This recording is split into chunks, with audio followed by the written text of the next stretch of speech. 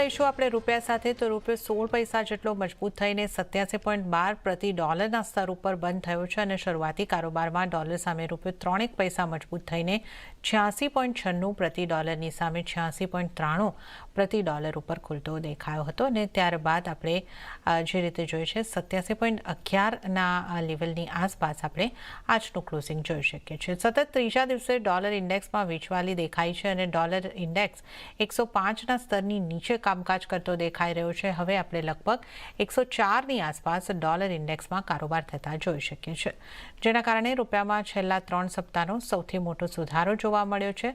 અહીંયાથી હવે જો ટેરિફ વધુ નહીં વધે તો રૂપિયો 86 સુધી પણ પહોંચતો જોવા મળી શકે છે એવી સંભાવના છે। પણ આજના આપણે જો ક્લોઝિંગની રૂપિયાની વાત કરીએ તો રૂપિયામાં આપણે જે રીતે વાત કરી 87.11ની આસપાસ અહીંયા આગળથી ક્લોઝિંગ થતું દેખાઈ રહ્યું છે। તો આ આપણે અહીંયા આગળથી ખાસ રૂપિયાની આગળથી વાત કરી રહ્યા છે। આ ઉપરાંત તમામ જે પરિબળો છે અહીંયા આગળથી અસર કરી રહ્યા છે એની પણ જો આપણે વાત કરી લઈએ તો ક્રૂડમાં પણ એક ઘટાડો આવ્યો છે, એની ઇમ્પેક્ટ પણ છે। અને વધુ ચર્ચા કરવા માટે આપણી સાથે ટ્રેડ બુલ સિક્યોરિટીઝના ભાવિક પટેલ જોડાઈ ગયા છે। ભાવિકજી, સ્વાગત છે આપનું CNBC બજાર પર। અને રૂપિયામાં આપણે જે રીતે જોયું કે એક મજબૂતીનો મૂવ આવ્યા બાદ ફરી એક વખત 87ની ઉપર આપણે રૂપિયાનો ક્લોઝિંગ અહીંયા આગળથી જોઈ શકીએ છીએ। ડોલર ઇન્ડેક્સ હવે 104ના સ્તરો બતાવી રહ્યો છે, તો ખાસી વોલેટિલિટી અહીંયા આગળથી છે। હવે RBI દ્વારા પણ અમુક પગલાઓ લેવાની અહીંયા આગળથી તૈયારીઓ થઈ રહી છે। આ તમામને જોતા આપ હવે આગળ કરન્સીમાં કઈ રીતના મૂવ્સ જોઈ રહ્યા છો? ગુડ ઇવનિંગ જનજી। જોઈએ તો આપણે થોડાક ફેક્ટર્સ આપણે રૂપિયા માટે પોઝિટિવ છે, થોડાક જોઈએ તો નેગેટિવ છે। હાલ અત્યારના આપણે જોઈ રહ્યા છીએ કે ક્રૂડ ઘટી રહ્યું છે, એ રીતે એટલીસ્ટ આપણું ઇમ્પોર્ટ બિલ ઓછું થશે એટલે થોડુંક પોઝિટિવ છે। Plus RBI open market operation એ કરવાના છે લિક્વિડિટી વધારવા માટે, જે થોડુંક પોઝિટિવ છે। બટ બીજી સાઈડ આપણે જોઈએ તો આ વખતે પણ એક્સપેક્ટેશન છે કે રેટ કટ આવી શકે છે, જે ઓફકોર્સ આપણી કરન્સી જે છે એ ડેપ્રિશિએટ થઈ શકે છે, કારણ કે જનરલી રેટ કટ થાય એટલે કરન્સી થોડીક વીક થઈ શકે છે। અને બીજું આપણે જોઈ રહ્યા છીએ કે ડોલર ઇન્ડેક્સ છે, હાલાકી એમાં નરમાશ આવી રહી છે, પણ એની સામે રૂપિયો એટલો બધો હજી વીક નથી થઈ રહ્યો, સ્ટ્રોંગ નથી થઈ રહ્યો, સોરી, જેટલો જોઈએ। કારણ કે ડોલર ઇન્ડેક્સમાં આ વીક આપણે જોયું કે યુએસના જે ડેટા આવ્યા છે થોડાક વીક છે। પ્લસ યુએસ પણ અત્યારના વાત કરી રહ્યું છે કે મે બી લોકો ટેરિફ નાખી છે મેક્સિકો, કેનેડા પર, એ કદાચ ઓછી કરી શકે, એટલે એના લીધે થોડુંક અનસર્ટનિટી ઓછું થયું છે અને ડોલરમાં આપણને થોડીક વીકનેસ જોવા મળી છે। ઓવરઓલ મને લાગે છે કે અહીંયાથી ઓફકોર્સ અપસાઇડ હવે થોડુંક લિમિટેડ થઈ ગયું છે, પણ ડાઉન સાઇડ જ્યાં સુધી 8650ની નીચે ન જતું ત્યાં સુધી મને નથી લાગતું કે રૂપિયામાં કોઈ મેજર પોઝિટિવ વ્યૂ જોવા મળી શકે છે। આઈ થિંક 8650ની નીચે ટેકનિકલી મને લાગે છે કે આપણે 86 સુધી જોવા મળી શકે। અધરવાઇઝ એક્સપેક્ટ કરી શકીએ છીએ 8650 થી 8750 છે, એટલીસ્ટ 5-10 દિવસમાં એ જ રેન્જમાં જ રૂપિયો ટ્રેડ કર્યો દેખાઈ રહ્યું છે। ઓકે, તો એક રેન્જ આપણને અહીંયા આગળથી દેખાઈ શકે છે અને 86.50 87.50ની વચ્ચે આપણને રૂપિયો અહીંયા આગળથી રહેતો દેખાઈ શકે છે। ત્યારે જ આપણે વાત ક્રૂડની કરી દઈએ, કારણ કે ક્રૂડમાં વેચવાલી આગળ વધી છે અને બ્રેન્ટના ભાવ આજે 6 મહિનાના નીચલા સ્તરે પહોંચતા જોવા મળ્યા છે। $70 પણ નીચે કારોબાર પહોંચતો જોવા મળ્યો છે। નાઇમેક્સ ક્રૂડમાં પણ $67 નીચે કારોબાર નોંધાયો છે। અહીંયા સિટી ગ્રુપ તરફથી બ્રેન્ટ માટે $60 નીચેનું કામકાજ જોવા મળે એવા પણ અનુમાન કરવામાં આવ્યા છે। વધુ વિગતો લઈશું। આરતી મહેતા આપણી સાથે જોડાયા છે। આરતી, ક્રૂડમાં કયા કારણસર આટલું દબાણ જોવા મળ્યું છે? ક્રૂડની વાત કરી લઈએ તો અહીંયા જે ગઈકાલનું દબાણ હતું તે આગળ આપણને આજે વધતું દેખાઈ રહ્યું છે અને ખાસ કરીને કિંમતો ઘટીને 6 મહિનાના નીચલા સ્તરની પાસે આપણને પહોંચી દેખાઈ રહી છે। અને બ્રેન્ટની જો આપણે વાત કરી લઈએ તો લગભગ $70 નીચે કામકાજ બ્રેન્ટના ફ્રન્ટ પર આપણને થતું દેખાઈ રહ્યું છે।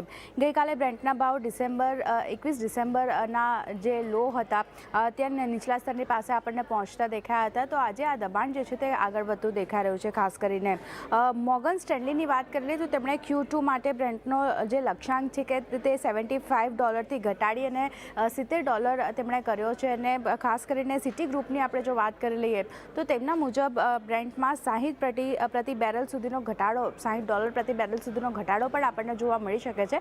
તો બ્રેન્ટની કિંમત જે છે તે સતત આપણને ઘટતી દેખાઈ રહી છે. અને રીઝન આપણે જોઈએ તો એક વાત કરી લઈએ એપ્રિલથી જે OPEC પ્લસ ઉત્પાદન વધારવા જઈ રહ્યું છે, સાથે યુએસની વાત કરી લઈએ તો ત્યાં ઇન્વેન્ટરીમાં જે રીતે એક વધારો આપણે જોઈ રહ્યા છે, પણ સામે ડિમાન્ડને લઈને જે ચિંતા બનતી દેખાઈ રહી છે, ટ્રેડ વોરની અસર જે રીતે આપણે જોઈ રહ્યા છે એને કારણે એક ચિંતા બનતી દેખાઈ રહી છે. તો આ બધી અનિશ્ચિતતા વચ્ચે કિંમતો જે છે તે સતત ને સતત આપણને ઘટતી દેખાઈ રહી છે. વાત કરી લઈએ, ટ્રેન્ડ જોઈ લઈએ કિંમતોનો આપણને કેવો રહેતો દેખાઈ રહ્યો છે. તો જો છેલ્લા એક સપ્તાહમાં કિંમતો લગભગ 5% આપણને ઘટતી દેખાઈ રહી છે ક્રૂડની. સાથે 2023ની વાત કરી લઈએ તો લગભગ 11%નો ઘટાડો આપણે જોયો છે. 2024ની વાત કરી લઈએ તો 3% કિંમતો આપણે ઘટતી જોઈ હતી ક્રૂડની. અને 2025માં હાલ સુધી આ ઘટાડો જે છે લગભગ 7% સુધીનો આપણે ક્રૂડમાં જોયો છે. તો જે રીતે વૈશ્વિક પરિબળોની અસર આપણને જોવા મળતી દેખાઈ રહી છે, એને કારણે ક્રૂડમાં સતત ને સતત વેચવાલી વધતી દેખાઈ રહી છે. અને આ દબાણ હજી પણ આગળ વધે તેવા અનુમાન બનતા દેખાઈ રહ્યા છે. જીઆરતી આપનો આભાર આ સમગ્ર વિગતો આપવા બદલ. ભાવિકજી પણ આપણી સાથે જોડાયેલા છે. ભાવિકજી, ક્રૂડ ઉપર આપનો કઈ રીતનો વ્યૂ બની રહ્યો છે? આ અઠવાડિયામાં વધારે દબાણ આપણને બનતું દેખાયું છે અને સતત આપણે ક્રૂડનું દબાણ આગળ વધતા જોઈ રહ્યા છે. હવે OPEC પ્લસ પણ ઉત્પાદન વધારવાની વાત કરી રહ્યું છે અને વૈશ્વિક અનિશ્ચિતતાઓ પણ છે. તો આ બધાની વચ્ચે આપનો ક્રૂડ ઉપર કઈ રીતનો વ્યૂ બની રહ્યો છે? આઈ થિંક ક્રૂડ આપણે જોઈએ તો અત્યારના હાલ કોઈ પણ ન્યૂઝ નથી કે જે પોઝિટિવ છે. ઇનફેક્ટ બધા ન્યૂઝ આપણે જોઈએ તો નેગેટિવ જ છે. જેમ કે આથી જે કીધું કે આ વખતે OPEC પ્લસ જે છે એ લોકોએ રોલ ઓવર નથી કર્યું. એપ્રિલમાં એ લોકો એમનું પ્લાન્ટ પ્રોડક્શન છે વધારવાના છે. સેકન્ડ, ટ્રમ્પે જે રીતે ટેરિફ નાખ્યું છે અને બીજી કન્ટ્રીઝ જેમ કે મેક્સિકો છે એ લોકો પણ નાખવાના છે. ચાઇનાએ થોડુંક પ્રોડક્ટ્સ પણ નાખી છે. કેનેડાએ નાખી છે. તો રેસિપ્રોકલ ટેરિફ નાખવાના છે, તો એના લીધે પણ વર્લ્ડની ઇકોનોમી છે ગ્રોથ ઓછો થવાનો છે, જેના લીધે ક્રૂડની ડિમાન્ડ ઘટવાની છે. એટલે આઈ થિંક આ બધા ફેક્ટર્સને જોઈને મને દેખાઈ નથી રહ્યું કે ક્રૂડમાં કોઈ મેજર તેજી આવે. યસ, અત્યારે થોડુંક ઓવરસોલ્ડ છે એટલે થોડુંક બાઉન્સ બેક ટેકનિકલ જરૂરથી આવી શકે છે. બટ ઓવરઓલ મને લાગે છે કે અહીંયાથી આપણને કરેક્શન જ જોવા મળશે. આજના દિવસમાં જોઈએ તો 2-3 દિવસના ભારે કરેક્શન પછી આજે થોડુંક સ્ટ્રેસ સેટલ થઈ રહ્યું છે. તો આપણે એક વસ્તુ કહી શકીએ કે યસ, અહીંયાથી મે બી ટેકનિકલ બાઉન્સ બેક જરૂરથી જોવા મળે, કારણ કે ઓવરસોલ્ડમાં છે એટલે અહીંયાથી નવી શોર્ટ પોઝિશન ના થાય. બટ મને નથી લાગતું કે ઉપર આપણે સસ્ટેન કરી શકીએ છીએ. આઈ થિંક કોઈ પણ ઉછાળો આવે છે તો વેચવાની જ રણનીતિ રાખવી જોઈએ. કે જે અરાઉન્ડ મને લાગે છે કે 5900ની આસપાસ આવે છે તો ડેફિનેટલી શોર્ટ કરી શકાય છે 5700ના ટાર્ગેટથી, અને 5950નો સ્ટોપ લોસ રાખી શકાય. અને અત્યારના જે રીતે ચાર્ટમાં પણ લોંગ ટર્મ આપણે જોઈ રહ્યા છીએ એ રીતે મને લાગે છે કે 5500 થી 5400 સુધીની વેલ્યુ આપણને ક્રૂડને MCXમાં જોવા મળી શકે છે. ઓકે, તો ક્રૂડમાં ઘટાડો આગળ વધતો દેખાઈ શકે છે. તો જો કોઈ ઉછાળો મળે છે તો વેચીને ચાલવાની સલાહ આગળથી બની રહી છે. 5900ના લેવલ મળે છે તો ક્રૂડમાં વેચો. નીચેની તરફ 5700ના ટાર્ગેટ અને 5950નો સ્ટોપ લોસ તમારે રાખવાનો રહેશે. તો આ ક્રૂડની આપણે ખાસ વાત કરી છે. નેચરલ ગેસની વાત કરી લઈએ તો નેચરલ ગેસમાં પણ આજે ઘટાડા તરફી માહોલ આપણને જોવા મળી રહ્યો છે. પણ નીચલા સ્તરેથી થોડી એવી રિકવરી, પણ હજી દબાણ સાથેનો જ કારોબાર 385-384ની આસપાસના સ્તર આપણે અહીં આગળથી જોઈ શકીએ છીએ. નેચરલ ગેસ પર ભાવિકજી આપની કઈ રીતની સલાહ રહેશે? નેચરલ ગેસમાં આપણે 2-3 દિવસમાં ખાસી વોલેટિલિટી જોઈ. આજે આપણે થોડુંક માર્કેટ જોઈએ તો થોડુંક સ્ટેડી છે. ઓવરઓલ હાલ તો આ ઠંડીની સિઝન પતી જ ગઈ છે એટલે ડિમાન્ડ નથી આવતી, પણ એક ઠંડીનો ચમકારો આવ્યો છે એટલે એની પોઝિટિવ ઇમ્પેક્ટ જોઈ રહ્યા છે. સેકન્ડ મેઇન છે કે LNG એક્સપોર્ટ જે છે, જે બાઇડને બંધ કર્યું હતું, હવે ટ્રમ્પે ચાલુ કર્યું છે. તો ફેબ્રુઆરીમાં યુએસમાં રેકોર્ડ LNG એક્સપોર્ટ થયો હતો અને એ જ એક્સપેક્ટેડ છે કે એ માર્ચમાં પણ રેકોર્ડ LNG એક્સપોર્ટ થશે, કારણ કે યુરોપ પાસે કોઈ બીજો ઓપ્શન નથી LNG માટેનો. એટલે એ લોકો નેચરલ ગેસ યુએસ પાસેથી જ લેવાના છે. એટલે એના લીધે યુએસની જે ઇન્વેન્ટરી છે એ ઓછી થવાની છે આગળ જતાં. એટલે પ્રાઇસ સપોર્ટિવ જ રહેવાનો છે. આ 330-40ની નીચે જાય એવું નથી લાગતું આ સમર સિઝનમાં. ઓવરઓલ આજના દિવસમાં મને લાગી રહ્યું છે કે 386-387 છે એક રેઝિસ્ટન્સ ઝોન જરૂરથી બની રહ્યું છે. તો 390 ઉપર જો જાય છે તો જો રિકમેન્ડ કરીશ આજના દિવસમાં બાય કરવાની 398ના ટાર્ગેટથી અને 385ના સ્ટોપ લોસથી. જો 390 ઉપર નથી જતું તો નેચરલ ગેસને એવોઇડ કરો, એના ઉપર જ બાય કરો, અધરવાઇઝ એવોઇડ કરો આજના ટ્રેડ. ઓકે, તો અહીંયા આગળથી નેચરલ ગેસ માટે આ જણાવેલા લેવલ્સનું ખાસ તમારે ધ્યાન રાખવાનું રહેશે. આ લેવલ મળે છે તો જ કોઈ ટ્રેડ લેવાની સલાહ અહીંયા આગળથી બનતી દેખાઈ રહી છે. તો અહીંયા આગળ આપણે ખાસ કરીને નેચરલ ગેસની ચર્ચા કરી અને હવે જો મેટલ્સની પણ વાત કરી લઈએ તો ડોલર ઇન્ડેક્સમાં વેચવાલીને કારણે બેઝ મેટલ્સને સપોર્ટ આવતો જોવા મળ્યો છે અને વૈશ્વિક બજારમાં કોપરની કિંમતો 9 મહિનાના ઉપલા સ્તરની પાસે પહોંચતી દેખાય છે. 884ની આસપાસ કોપરની કિંમતો આપણે એફસીએક્સ ઉપર જોઈ શકીએ છીએ અને એલ્યુમિનિયમ સહિત તમામ મેટલ્સમાં પણ ખરીદારી જોવા મળી રહી છે. ભાવિકજી, મેટલ્સને કઈ રીતે જોઈ રહ્યા છો? અહીંયા એક ટેરિફના પણ સમાચારો છે અને ડોલર ઇન્ડેક્સની અંદર જે દબાણ આવ્યું છે એનો એક સપોર્ટ છે. ચાઇના તરફથી આંકડાઓ સારા રહ્યા છે, તો હવે કઈ રીતે આપણે મેટલ્સની અંદર કારોબાર કરવાનો રહેશે? આજના દિવસની જો આપણે રેલી જોઈએ તો ટેરિફના ન્યૂઝ ઉપર જ છે, કારણ કે કાલ સુધી આપણે જોયું તો સોમવારે ચાઇનાના જે આંકડા આવ્યા છે મેન્યુફેક્ચરિંગની સારા આવ્યા છે. ચાઇનાએ જે 5% જીડીપી ગ્રોથનો ટાર્ગેટ રાખ્યો છે એ થોડોક પોઝિટિવ છે. એટલે ફિસ્કલ ડેફિસિટ એ લોકોએ વધારી છે. છેલ્લા 30 વર્ષમાં 3%થી એ લોકો 4% હાઈએસ્ટ કરી છે. દેટ મીન્સ કે એ લોકો ગ્રોથ ઉપર પુશ કરી રહ્યા છે અને હવે એટલે ડેટ રિસ્ટ્રક્ચરિંગનું એટલું બધું એના ઉપર ફોકસ નથી. અને આજના દિવસમાં જોઈએ તો ટ્રમ્પે જે ટેરિફ લગાડવાની છે કોપર પર 25%ની, એના લીધે આપણે જોઈએ છે કે સીએમઈને એમાં સૌથી વધારે અત્યારના પ્રાઇસીસ છે. આઈ થિંક કોપરમાં બહુ અપસાઇડ મને નથી દેખાઈ રહી, કારણ કે ચાઇનામાં આપણે જોઈએ ને તો ચાઇનામાં ઇન્વેન્ટરીઝ ઘણી બધી છે કોપરની. આ અત્યારના એક રશ થયો રહ્યો છે કે કોમેક્સના વેરહાઉસથી સીએમઈના વેરહાઉસમાં જવાનો ટેરિફ ઇમ્પ્લિમેન્ટ થાય એની પહેલાં, એટલે ડિમાન્ડ એકદમ જ વધી ગઈ છે કે ટેરિફ આવે એની પહેલાં, એટલે જ આપણે પ્રાઇસીસની હાઈ સાઈડ જોઈએ. બટ અધરવાઇઝ ઓવરઓલ ડિમાન્ડ જોઈએ તો મને બહુ મેક્સિમમ દેખાઈ નથી રહી. કોપરની ઇન્વેન્ટરી ખાસી એવી છે, એટલે લાગી રહ્યું છે 1 થી 2 દિવસની આ ટેરિફના ન્યૂઝ ઉપર જ આપણને તેજી જોવા મળી રહી છે. અધરવાઇઝ ફરીથી થોડુંક કરેક્શન કરી શકે, બટ આજના દિવસમાં બહુ સ્ટ્રોંગ દેખાઈ રહ્યું છે કોપર.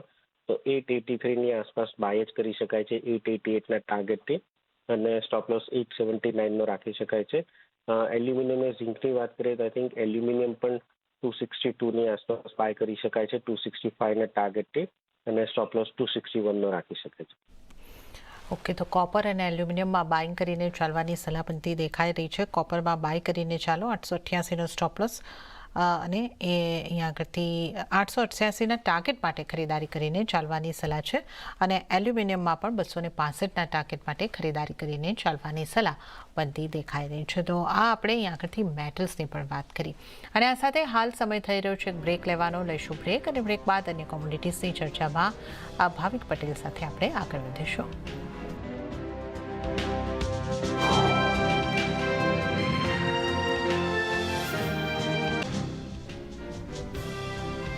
વિરામ બાદ આપનું ફરી એક વખત સ્વાગત છે અને હવે આપણે સોનાની વાત કરીશું. ચર્ચામાં આપણી સાથે ભાવિક પટેલ જોડાયેલા છે.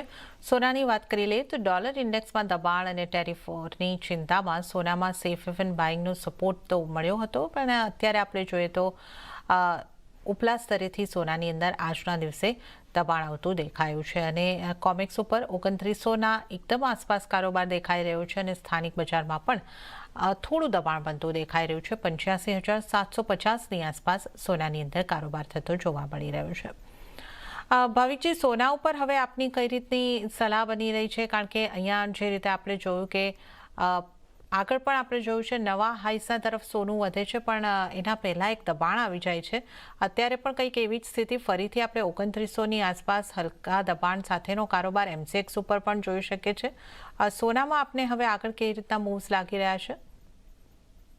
આપની વાત કરેક્ટ છે. આઈ થિંક થોડું કોશિયસ જરૂર રહેવું જોઈએ, કારણ કે હમણાં હાલ આપણે સોનાનો હાઈ જોયો અરાઉન્ડ 86,320, એની પહેલા જ્યારે લાઈફ ટાઈમ હાઈ 560, 86,550ની આસપાસ આવ્યો હતો ત્યારે ઓફકોર્સ કોમેક્સમાં 2960 હતું, પણ અત્યારના આપણા રૂપિયાના વીકનેસના લીધે એમસીએક્સમાં આપણો હાલ લાઈફ ટાઈમ હાઈની નજીક ચાલી રહ્યું છે. અને હવે મને દેખાઈ રહ્યું છે કે એટલીસ્ટ કોઈક એકદમ પોઝિટિવ ટ્રિગર જોઈએ છે નવા હાઈસ બનવા માટે, કારણ કે ગઈકાલે જે યુએસના એડીપીના ડેટા આવ્યા છે વીક આવ્યા છે, જે ગોલ્ડ માટે સારું હતું, પણ તે છતાં પણ આપણે જોયું કે ગોલ્ડમાં નવો હાઈ નથી બની રહ્યો.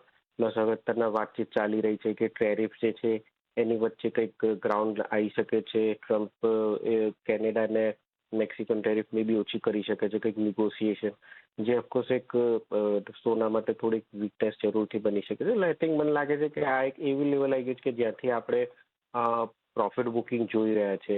ઇન્ટ્રાડે જો કોઈ એગ્રેસિવ ટ્રેડર હોય તો આઈ થિંક 85,900 ની આસપાસ એકવાર શોર્ટ કરી શકાય છે, 86,200 સ્ટોપ લોસથી, અને 85,400 ટાર્ગેટ રાખી શકાય છે. અને જો કોઈને શોર્ટ ના કરવું હોય તો એટલીસ્ટ આજના દિવસમાં બાય ના કરવું જોઈએ, કારણ કે અહીંયાથી હવે લાગી રહ્યું છે કે ગમે ત્યારે થોડુંક પ્રોફિટ બુકિંગ આવવું જોઈએ. અને કોઈની પણ લોંગ પોઝિશન છે તો એ જો કેરી કરતા હોય તો એટલીસ્ટ પોઝિશન હેજ કરે પુટ લઈને, અધરવાઇઝ ઇન્ટ્રાડે જ રાખે, કારણ કે લાઈફ ટાઈમ હાઈની નજીક આપણે જોઈ રહ્યા છે કે ગમે ત્યારે પ્રોફિટ બુકિંગ આવી શકે છે. તો થોડુંક કોશિયસ રહેવું જરૂરી છે અત્યારે. ઓકે, તો સોનામાં અહીં આગળથી કોશિયસ રહેવાની સલાહ બની રહી છે અને બની શકે તો તમે શોર્ટ તરફ રહી શકો છો. 85,400ના ટાર્ગેટ માટે સ્ટોપલોસ 86,100નો રાખીને ચાલી શકો છો. તો એક કોશિયસ વ્યૂ અહીં આગળથી બની રહ્યો છે સોના ઉપર. ચાંદીની વાત કરી લઈએ. ચાંદીમાં પણ ગઈકાલે કિંમતોમાં ઉછાળો આવ્યો હતો અને $33 પાસે ભાવ પહોંચ્યા હતા. ત્યારબાદ નફા વસૂલી આવતી દેખાઈ અને હવે આપણે 32.41 પર કોમેક્સમાં કારોબાર જોઈ શકીએ છીએ. એટલે ત્યાં થોડું દબાણ છે અને સ્થાનિક બજારમાં આપણે જોઈએ તો થોડી પોઝિટિવિટી આવતી દેખાઈ રહી છે અને 97,700ની આસપાસના કારોબાર આપણે અહીં આગળથી જોઈ શકીએ છીએ. કઈ રીતની આપની સલાહ રહેશે ભાવિકજી ચાંદી ઉપર? ચાંદીમાં હજી મને થોડુંક પોઝિટિવ દેખાઈ રહ્યું છે. એક તો ગોલ્ડ સિલ્વર રેશિયો જોઈએ જે દેખાઈ રહ્યું છે કે ચાંદી થોડીક અંડર વેલ્યુડ છે. સેકન્ડ આપણે જોઈ રહ્યા છીએ કે અત્યારે બેઝ મેટલ્સમાં પોઝિટિવ ન્યૂઝ છે, એટલે એની પણ અસર થોડીક ચાંદીમાં દેખાઈ રહી છે. અને જો આ નિગોસિએશન થઈ રહી છે ટેરિફમાં તો ચાંદી માટે વધારે પોઝિટિવ છે, જો સોના માટે નેગેટિવ છે. એટલે ચાંદી આજના દિવસમાં સોના કરતાં વધારે તેજી દેખાડી રહી છે. મને લાગે છે કે આજના દિવસમાં એટલીસ્ટ ચાંદીમાં બાય સાઇડ રહેવું જોઈએ, જે અરાઉન્ડ 97,500ની આસપાસ બાય કરી શકાય છે, 98,100ના ટાર્ગેટથી, અને 97,000નો સ્ટોપ લોસ રાખી શકાય છે. ઓકે, તો ચાંદીમાં એક ખરીદારી તરફ રહેવાની સલાહ અહીં આગળથી ચોક્કસપણે બનતી દેખાઈ રહી છે. તો સોના ચાંદીમાં અત્યારે ચાંદી આઉટ પરફોર્મન્સ આપતી દેખાઈ શકે છે. તો આપણે નોન એગ્રી કોમોડિટીઝની અહીં આગળથી વાત કરીએ અને આ સાથે જ હાલ સમય થઈ રહ્યો છે એક બ્રેક લેવાનો. લઈશું બ્રેક અને બ્રેક બાદ આપણે એગ્રી કોમોડિટીઝ પર કરીશું નજર.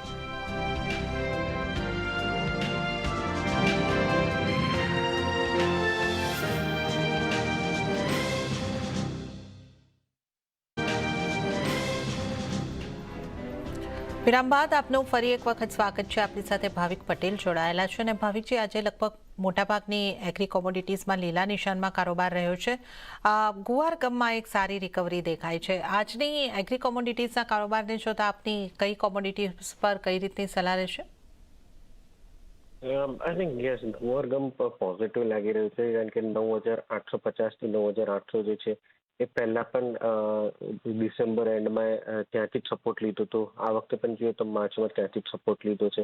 એટલે અહીંયાથી લાગી રહ્યો છે કે એટલીસ્ટ 10,300 સુધીનો લેવલ આપણને જોવા મળી શકે છે. 2 દિવસ પોઝિટિવ ટ્રેડ જોવા મળ્યો છે. તો ગમ જે છે એ કરંટ માર્કેટ પ્રાઇસથી બાય કરી શકાય છે 9,900ના સ્ટોપ લોસથી, 10,200ના ટાર્ગેટથી. અને સ્પાઇસ કોમ્પ્લેક્સમાં આપણે જોઈએ તો સવારના મેં કીધું કે જીરો મને પોઝિટિવ દેખાઈ રહ્યું છે. 21,800થી 22,000 સુધીનું લેવલ પણ આવી શકે છે, કારણ કે આ વખતે કદાચ yield ઘટી શકે છે. તો એમાં જીરામાં પણ મારી બાયની સલાહ છે 21,000ના સ્ટોપ લોસથી. અને ધનિયા જે છે એ પણ થોડુંક પોઝિટિવ દેખાઈ રહ્યું છે. તે પણ 8,100ના ટાર્ગેટથી બાય કરી શકાય છે 7,950ના સ્ટોપ લોસથી. ઓકે, તો અહીંયા આગળ ગુવારગમ અને જીરામાં ખરીદારી કરવાની સલાહ બનતી દેખાઈ રહી છે. ત્યારે જ આપનો આભાર ભાવિકજી, અમારી સાથે જોડાવા બદલ અને તમામ કોમોડિટીઝ અંગે ચર્ચા કરવા બદલ. તો આ સાથે જ કોમોડિટી બજારમાં હાલ પૂરતું આટલું જ. હાલ મને પણ આપશો રજા, પણ વધુ અપડેટ અને સમાચારો માટે આપ જોતા રહો CNBC બજાર. નમસ્કાર.